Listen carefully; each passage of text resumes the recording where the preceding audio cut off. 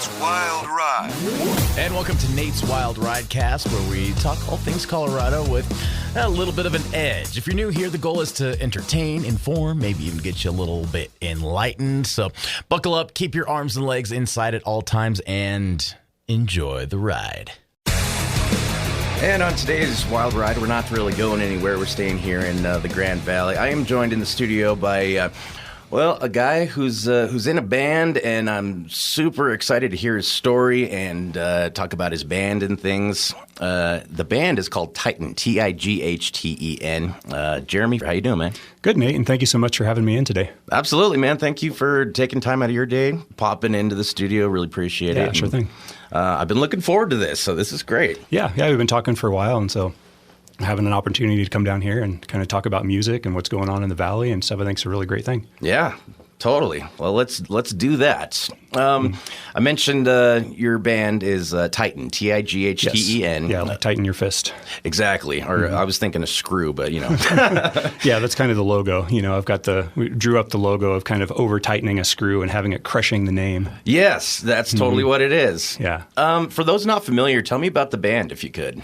Sure. Well, we've been a band here in town for about 3 years, and you know, I've been a musician since I was in second grade. Okay. And you know, so it's this long musical journey. And a few years ago, I just said, hey, why don't I have a band? So I wanted to do something that was cathartic. You know, I wanted to be able to get some guys together and maybe drink a beer and hang out in the garage and play some music and, you know, just do guy things. Sure. And so I, put together the band and we just started jamming and, kind of started out playing some covers and then we had some inspiration. And, over the last few years, we've actually written an entire album, which we're in the process of recording right now over at Fusion Audio Solutions. Okay. Which is going super well.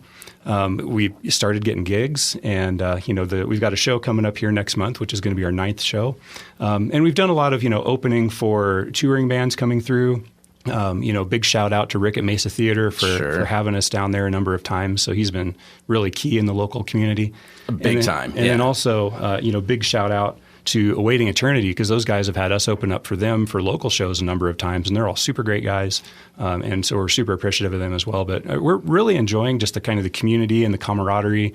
And it's just a great feeling here in town. People are able to, express themselves musically, but you don't kind of get that big city vibe where everybody's competing and kind of jerks to each other. Here it's more like a community vibe where people are helping each other out and supporting each other's shows. And it's just a really great feeling to kind of have that, I hate to say small town feel, but, it's more like that than I think what you're going to find in the similar scenes in the big cities. 100%, man. I've actually, I've lived in bigger places and smaller places, and we have like a really friendly, just uplifting music community for sure. And I can totally vouch for what you're saying about Rick from the Mesa and Awaiting Eternity. Those guys are all great. And we really do have just a special music scene here, man. No doubt. Absolutely. Describe the band's sound to me a little bit more. Now, Sure. You're opening up for Awaiting Eternity, so you're going to be heavy. But tell me and the listeners a little bit more about what to expect from Tighten. Yeah, and our very first show that Rick gave us, we opened up for Soulfly. That was a pretty heavy show. That's a hell of a first show. I know, right? So we were super excited. So my concept for the band when I put it together is, I was really inspired growing up by, all different types of music, but as far as what I like to play is metal, right? And so 80s metal was super inspiring to me. I'm a huge, Slayer, Metallica, the Big Four. The original thrashers, yeah. And even with a lot of the bleed over classic rock stuff, Deep Purple and Maiden and stuff like that. But then also going into the 90s, when I was kind of in my teenage years, I was very much inspired by the West Coast punk scene.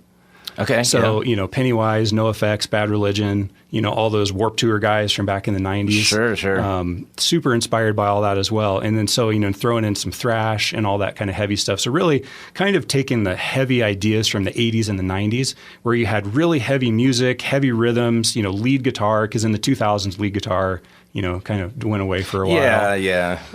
But then also, with lyrics that are... what I wanted to do is something, a little kind of a more modern take on the lyrics. So the concept of the band and the band's name, Tighten, I drew that from like the tightening of the chest from stress and anxiety. Okay. Because so many people, especially, you know, in the internet age, you know, stress and anxiety is even, I think, bigger problem than it's even been in the past. I would say so, yeah. And so kind of combining kind of these classic heavy sounds with some modern themes. And so the whole scope of the album that we wrote is it's about, you know, kind of this stress structure in our society. So modern vocal themes combined with classic sounds. Cool. Where we were going. And so the whole album, it's a total theme.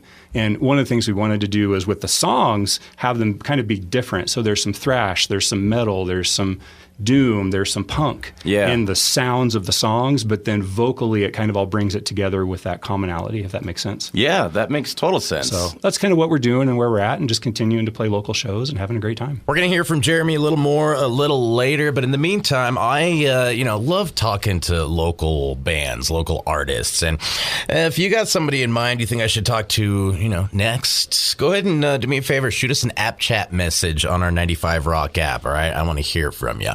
So that's on the way, as well as a 40-minute rock block. All right, keep it locked. Once again, we're talking to Jeremy from the band Tighten, Tighten, local band here in the Grand Valley. Now, I want to talk a little bit more about you as a player, as a musician. Tell me, you know, an abridged version of your musical journey, if you could. Yeah, sure. So, you know, in second grade was my first experience with music, and we all started playing recorders, right? And then from them in third grade, I moved into alto saxophone. Me too. And I played alto sax from third grade until 10th grade. And actually, the high school that I went to, it was kind of a prep school, and our music instructor was a guy who was a studio musician that played on a couple Chicago albums. Whoa! And so he was, you know, super high level and super inspiring, and you know, we were doing some pretty cool stuff in, you know, kind of the high school band, you know, playing that kind of thing, but doing some cool stuff. Yeah, it was more kind of, you know, modern than what you see in a lot of those things. What a jackpot to have, you know, that guy as your instructor. That's crazy. And then from there, you know, I moved out of state, went to a new school, and, you know, in 10th grade, I show up at this school, and it's like, hey, I'll be in the band. And I went in, and I'm like, man, these guys are like not even as good as my 7th grade band was, you know? Yeah. So I'm like, okay, it's time to change direction. So I'm like, I'm going to start playing guitar. And so I put down the saxophone and I picked up the guitar about that time and basically never looked back. And then it was also around that time, you know, when I was about 13 years old, it was a super defining moment. I was sitting on a couch at my aunt's house and watching MTV, and they had just premiered the video for Metallica's One. And I saw that, and as an impressionable, you know, 13-year-old young dude, and it just effing blew my mind. And I'm like, what is this? And basically that was it. You know, from that day on, it was metal. And I still love listening to all different types of music. One of my favorite chill bands is like Pinback. I'm actually super excited for the Little Feat concert coming up. I kind of am too, actually. I love those guys, you know. And Leftover Salmon's opening, man. Yeah, and my wife loves them. And, you know, and also with hip hop, like I'm super excited for Ice Cube. Me too. You know? Very cool. And so I really love taking in all this types of music, but as far as playing music, it's always been metal. So, you know, I just continued with the guitar journey, and, you know, it was interesting because once I grew up and I got a job and, you know, started having some income, you know, in my 30s and 40s, I was finally able to kind of buy the gear that you know, the people that inspired me were playing back in those days. Because when you're a teenager, you know, playing whatever you can get your hands on. And so the journey just kind of continued, and getting into gear and getting into tone and playing. And then finally just saying, hey, why don't I have a band? And putting it together. So it was kind of a long journey that's culminated into this point. But as time goes on, it just keeps getting better and better. You know, it's one of those things that as you do music over your course of your lifetime, I think it gets better with age. I would definitely say that too. And youngins out there listening, you know, the youth, it totally does. Keep at it. Yeah. Don't stop. And one other part of my journey, I actually put myself through college teaching private guitar lessons. Did you really? So for 7 years, my full-time job was teaching private lessons. Wow. So, you know, that was also a pretty key part of the journey. And okay. I remember, you know, Nirvana was just coming out at the time. And I was teaching kids to play guitar, and I'm sitting here playing Metallica and stuff, and these kids are like, we want to play Nirvana. And I'm like, dude, that's like 3 chords. Yeah, right. Learn this bar chord shape. Yeah, and so it was easy to teach, and, you know, it took me a while but I ended up loving the band. But when I was teaching at first, I was like, who the heck is this? Yeah. But then, you know, decades later, I ended up kind of realizing what made them great. So once again, it's kind of part of the journey. Sure. Well, and it sounds like you've kind of delved into all aspects of, music and guitar and things. You talked about, getting into gear, and that's all part of it. It's a very expensive hobby, being a guitar player. And actually, I just want to thank you right now in front of everybody for helping me out with my amp problems. Yeah, sure thing. And tell me a little bit more about that side of things, because you seem to know a lot about, gear and amps. And how'd you get into that? Well, I'm kind of a tech-motivated person. Okay. Whenever I get into a hobby, I like to really kind of delve into the technical side of it and just geek out on it. And for me, with the music, I've learned over the years, because I also, my business is a hobby-based thing as well. And I've learned over the years that anytime you have an interest or a hobby, that different people take enjoyment for different aspects of the hobby. Like, so for example, just with guitar, because that's what we're talking about, or with music, some people like to perform, some people like to create, some people like to record, some people like to geek out on the gear. And whether they may not be a great player, but they like to geek out on the gear. And I've learned that you can't really judge. If someone loves it and they're happy doing it, then take it at face value, the aspect of the hobby that gives them that joy. And, don't judge them because, they're not a very good player, but they love it. Yeah. And there's this aspect of it that they do love, and therefore they're supporting the hobby in other ways. And you need all those people, like on a racing team, you need the driver, you need the mechanic, you need the pit crew, you need all these things. You need the guy with the money. You need all these things to make a team happen, or to, have a hobby or some sort of endeavor be successful. So I think it's important to recognize all that. But back to the gear stuff. That was kind of, what my proclivities were towards. And so I just went down the rabbit hole of gear.